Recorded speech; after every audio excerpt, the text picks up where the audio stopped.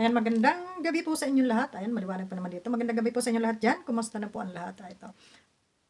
Sino nga ba ating re-reactionan kundi itong ating nasa thumbnail? Ang kanilang kinatatakutan. Ha?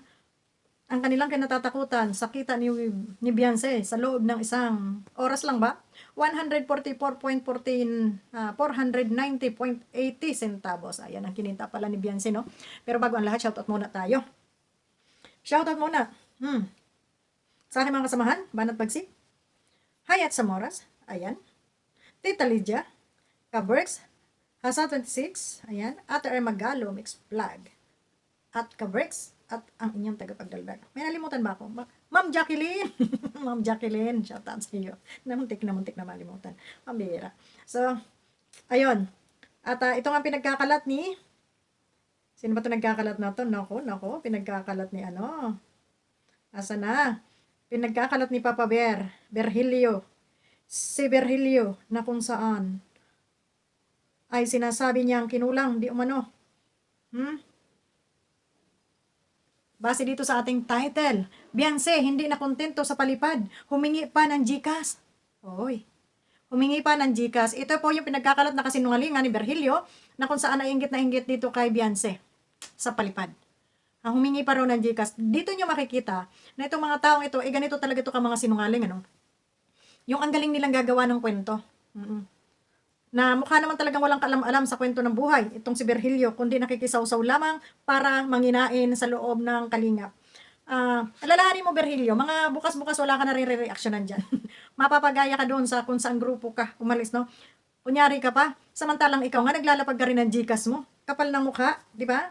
Ang kapal ng mukha nitong Berhilio na to. So, ito yung sagot do sa sinasabi mo na nanghingi ng Gcash itong si Beyonce. Kasi ito yung comment ni Andy Cabral.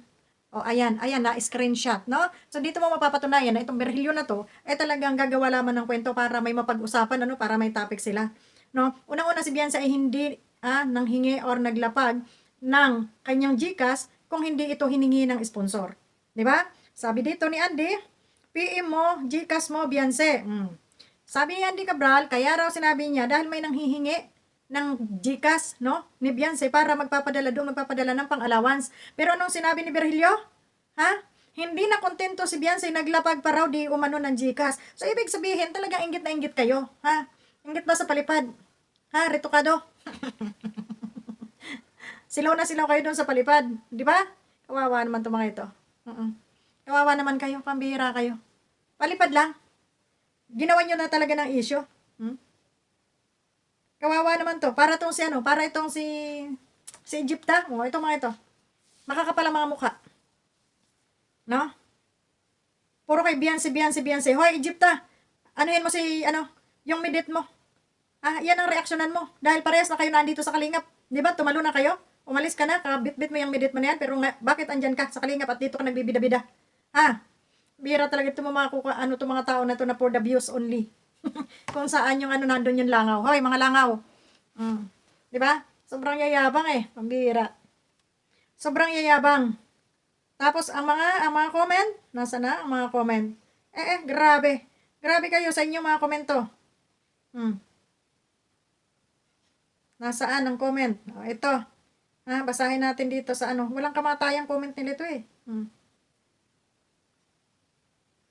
Sabi ito, hubarin mo yung gown na ginagamit mo noong birthday mo, hindi na bagay sa trader na tao. Bakit pa? Yan, suot mo.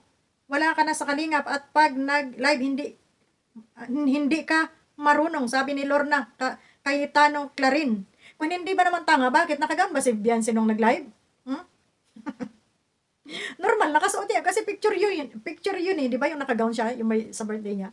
Nakagown siya, tapos naka-video, alangan namang hubaran mo doon sa video. Ang tanga-tanga talaga nitong nag-comment na to, bobo sa lahat ng bobo. Sabi naman nito isa, Melanie Domingo, tama ka kung di dahil sa Kalingap, di sila nakilala ang mga pamilyang yan, di man lang sila mahiya, ang kakapal ng mga mukha nila, mga walang utang na loob ang pamilyang yan. Diyos ko. Memorize ko na ito mga alitanyahan ninyo. Wala bang bago? Doon sa mga inggit? Doon sa inggit. Oh, ito't magpasalamat pa raw di umano sa Kalingap dahil sa mga natanggap na palipad, ito raw ay mula sa Kalingap. Ang bira. Grabe mga utak nitong mga ito. Ano kayo nag-aadik? Sabi nito mukhang tilapia. Sabi nito pa-cute-cute lang ang mukhang munay. Oh, sagot ng isang tanga, correct. Hayaan nyo siya kung hindi magpasalamat sa Kalingap, masama nga ugali, di ba? Sila ang magdadala nun. Nakita niyo yung kasamaan ng ugali ni Biancy, pero yung mga kasamaan ng kaluluwa niyo, hindi niya nakita. Di ba? So, at bakit, hindi ako masyadong updated dun yung kay Pure Health na, kesyo, hinihintay ni Dr. Lab, na magkaroon ay pakiibigay ang 30K na ibabayad di umano kay Beyonce. Sino kaya yung magbabayad na yon? So bakit wala? At saka bakit manghihiram pa ng 10K? Bakit hindi na nila yun napag-ambag-ambagan sa dami nila, di ba? Ang dami nila. Kung 47K lang ang bayarin sa sa dami nila magtagda 2,000 na lang. Sobra-sobra na yon. Ha? O, halimbawa si Kalinga Prab magbigay ng 20K. Malaki naman yung sahod niya. O si Kuya Bal 5K. Sa mga member, tagi 1,000. Sa dami nang yan, abay baka sobra-sobra. Di ba? Tapos yung nanghaharang daw na yung hinaharang yung mga Team Guwapa, doon kay Pure Health, edi kayo gumastos. Di ba? Kayo na. Ay, nako. Abang lang ho tayo ng live natin at hindi tayo makasingit at maraming mga naka-live ngayon, Kaya upload lang muna tayo. Siguro bukas ay makaka-live tayo dito sa ating channel na to. Pambira yan. Hoy, Virgilio. Ayan, klaro-klaro hindi si Biancy nang hingi. Hindi si Biancy mismo ang naglapag ng kanyang GCash. May nang hingi ng GCash kaya wag kayong mga gumawa ng kwento, wag kayong fake news. Nakapaghahalataan na talagang kabubuhan yang inyong mga pinagagagawa sa inyong buhay. Maka lang sinungaling. Sayang, ang gwapo. Ha? Tapos puro ka kasinungalingan. Kawawa ka naman. Talagang makikita mong kayo yung hayok na hayok sa Diyos, So, nainggit doon sa 144,000. 144K sa isang oras lamang. Ano pa kaya kung naghaba ng oras yun? Kaya ng mga 2 oras, 3 oras na nagla-live, siguro baka 500,000. At ayan nga, Virgilio. Sa mga kasuwapangan ninyo, tingnan nyo yung mga sponsor ng iba't ibang team. Congratulations, andito na kay Biancy lahat nakatutok. So, yan ang sinasabi ko. Apihin pa. Mang-api pa kayo. Ay, yung taong inaapi nyo, lalong inaangat ng nasa taas. So, yan lang. Maraming salamat. At dito natin makikita ang kasinungalingan ni Virgilio at kasinungalingan ni Egypta. Puro mga sinungaling. Yung mga bagong salta dito sa loob ng Kalingap. Masyado kayong sip-sip. Wala na kayong sisip-sipin kay BSM. Hanggang bios-bios na lang kayo. Pero yung sabing sip-sipin, may masip-sip pa kayo, wala. Tingnan nyo nga yung ibang mga reactor dyan o mga ibang Kalingap. Wala na halos views, nagla-live man, pailan-ilan na, malalaki ang channel na mga yan, ha? Diba?